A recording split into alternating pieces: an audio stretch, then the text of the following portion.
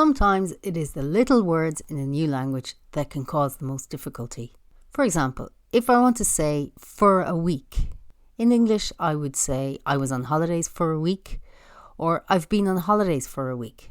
But let's look at the exact same sentences in Irish. I was on holidays for a week.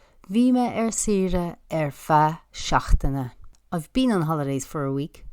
Tá me sire le seachtain anois. So from these examples, there are two ways to say for in Irish, feadh and le. We need to know when to use feadh and when to use le. Feadh is used to indicate an interval of time. There must be a start point and an end point. Here are some examples using feadh. Bhí me imar rúiseacht feadh na hithe. Fanna me I London feadh seachtaine. Bhí me imar chónaí sa Spáinn feadh bliana.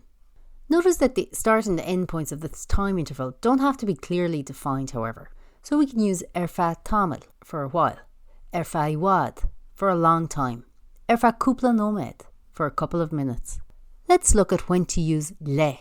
Use le when there is only a starting point. The end point of this time interval has not yet been reached.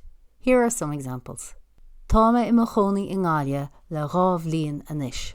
That means that you're still living in Galway. I've been living there for 2 years and I still live there. Tá siad tín le seachtain. They've been sick for a week and they're still sick. Sin é, tá sé agat anois.